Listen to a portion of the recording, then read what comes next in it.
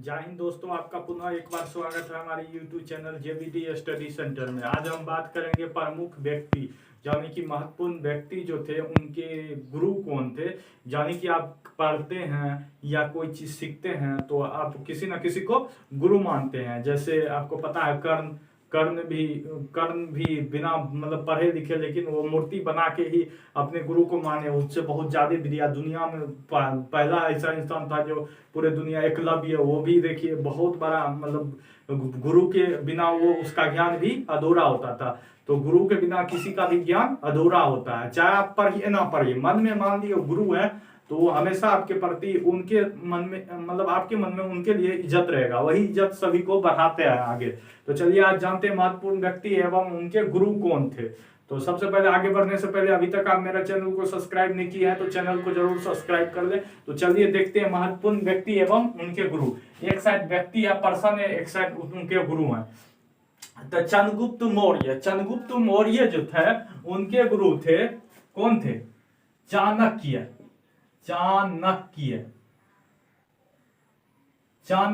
आप बोलिए चाणक्य ने कौन सा पुस्तक लिखा? तो आपको पूछा जाता बार बार चाणक्य का दूसरा नाम कौटिल्य भी है। कौटिल्य, ठीक है, तो घबराना नहीं है। चाणक्य कौटिल्य कुछ भी रहेगा तो मारना, चाणक्य या कौटिल्य, ठीक है। तो आपसे पूछा जाएगा बुक, एक इनका बहुत ही प्रचलित बुक है, अर्थशास्त्र के जनक किसे माना जाता है? तो अर्थशास्त्र के जनक किसे माना जाता है? तो चाणक्य को माना जाता है।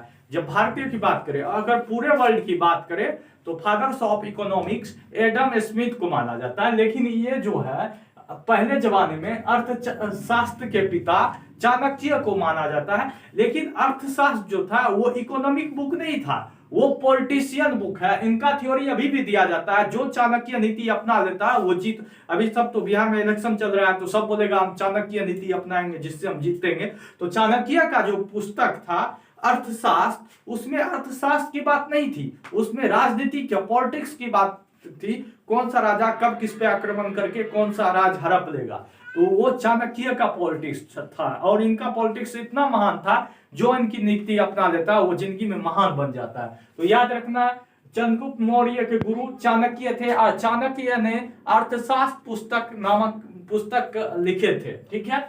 अगर सिकंदर की बात करें, कहीं कहीं सिकंदर को महान बताया जाता है, लेकिन हम ऐसे नहीं मानते। अगर आप दूसरे पर आक्रमण करके उसके राज को हड़पते हैं, उसको मारते काटते हैं, तो वो बहुत ही नीच आदमी होता है। सिकंदर वैसे महान नहीं था, वो दूसरे को हड़प के भारत पर भी आक्रमण करने आया था लेकिन लौट गया।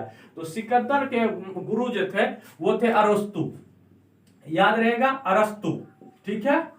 फादर्स ऑफ बायोलॉजी अरस्तु को बोला जाता है, लेकिन ये अरस्तु नहीं है, ठीक है। सिकंदर के गुरु जो थे अरस्तु के गुरु जो थे वो प्लूटो थे, ठीक है, याद रहेगा प्लूटो, ठीक है। प्लूटो ग्रह नहीं मानना, ये किसी पर्सन का नाम होगा। अरस्तु के गुरु थे प्लूटो। अब प्लूटो के गुरु थे सुकरात। देखिए कहां कहां इंडियन आ जाता है, देखिए ये सबसे बड़े थे चाणक्य। उसके बाद देखिए ये विदेशी और इनके गुरु जो थे वो भारतीय थे। इसीलिए भारत महान है, आज से नहीं वर्षों पहले से। मतलब कहीं भी जाइए तो भारतीय को अपना गुरु मानना ही होगा। उसी तरह देख लो प्लूटो का गुरु सुकरात। अच्छा बोलिए आप लोग, महात्मा गांधी का गुरु कौन थे? तो महात्मा गांधी के गुरु थे गोपाल कृष्ण गोखले। गोपाल कृष्ण गोखले। देखिए महात्मा गांधी का जन्म 2 अक्टूबर 1869 गुजरात के पोरबंदर नामक जिला में हुआ था। और इनका जो समाचार एजेंसी 2-3 को समाचार पत्र भी यंग इंडिया हो गया, ये सब लागू किया था। तो याद रखना है महात्मा गांधी का गुरु जो थे गोपाल कृष्ण गोखले थे। उतना डिटेल से नहीं जा रहे हैं, तब भी कुछ जानकारी बता देते हैं। इनका जन्म 2 अक्टूबर 1869 के गुजरात के पोरबंदर में हुआ था। और इन्हीं के साथ एक महान व्यक्ति जिनका नाम लाल बहादुर शास्त्री थे, जो 1966 में उनका डेथ हो गया था, उनका भी जन्म सेम 2 अक्टूबर को हुआ था। तो याद रखना है। तो महात्मा गांधी गोपाल कृष्ण गोखले इनके गुरु थे। अगर गोपाल कृष्ण गोखले के गुरु की बात कर ले तो गोपाल कृष्ण गोखले के गुरु जी थे MG रनाडे, ठीक है। याद रखना है अगर गोपाल कृष्ण गोखले के गुरु की बात करें तो एमजी रानाडे थे। अगर कबीर जो कबीर थे महासंत, उनका गुरु की बात कर ले तो कबीर जी के महान गुरु थे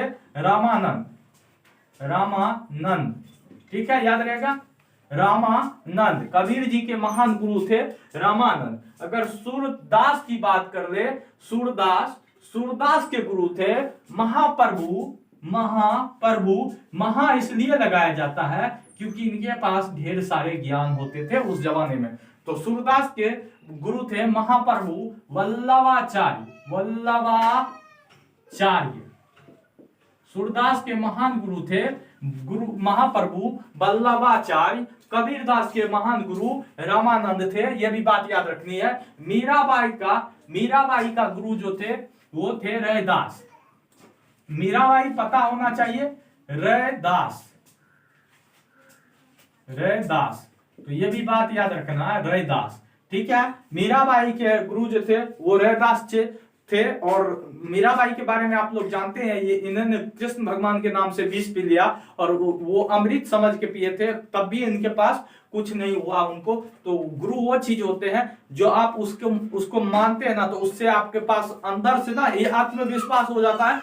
गुरु वो चीज होते हैं जो किसी भी चीज में आपको नीचे नहीं दिखाने का कार्य करते हैं और ऊपर दिखाने का कार्य करते हैं। एक चीज आपको बता देते हैं, पटना वाले जो खान सर हैं, जिनका जीएस रिसर्च सेंटर है, उनका एक बात हमको बहुत अच्छे लगते हैं कि गुरु और सड़क वो चीज होते हैं जो अपने जगह पर अस्थायी तौर पर रुक जाते हैं, लेकिन उन पे चलने वाला ना हमेशा अपने मंजिलों को पाते हैं। तो याद रखनी है, गुरु वो चीज होते हैं जो अपनी ही जगह पर रहते हैं, लेकिन उन पे चलने वाले ना हमेशा अपने राह पर पहुंच जाते हैं। तो याद रखना है। सुभाष चंद्र बोस की बात कर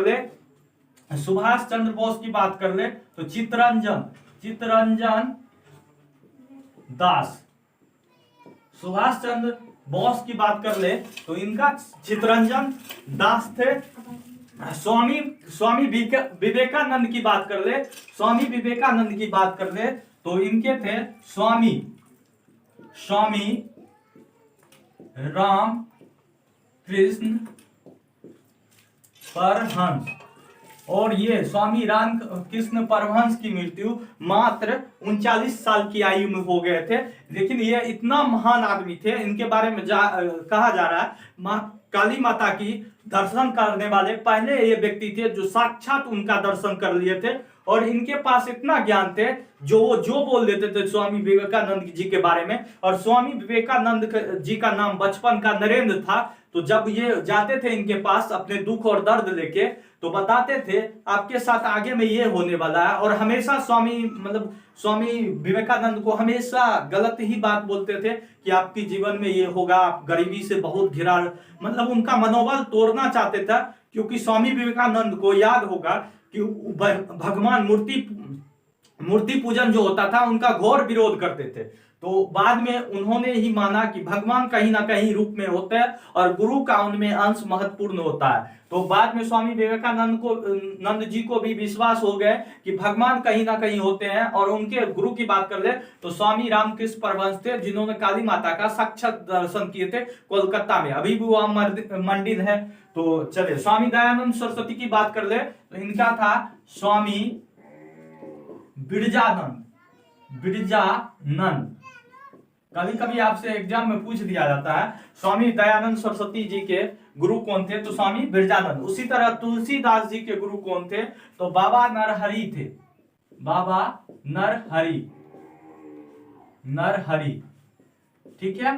तुलसीदास के गुरु कौन थे, बाबा नरहरि। तो एक बार क्यों की रिवीजन कर देते, देखिए चंद्रगुप्त मौर्य के गुरु कौन थे, चाणक्य। उसी तरह सिकंदर के थे अरस्तु का गुरु थे प्लेटो के गुरु सुकरात। उसी तरह महात्मा गांधी के गुरु जी गोपाल कृष्ण गोखले के गुरु जी एमडी रानाडे। कबीरदास के गुरु रामानंद, ठीक है। सूरदास के कवि थे महाप्रभु वल्लभाचार्य।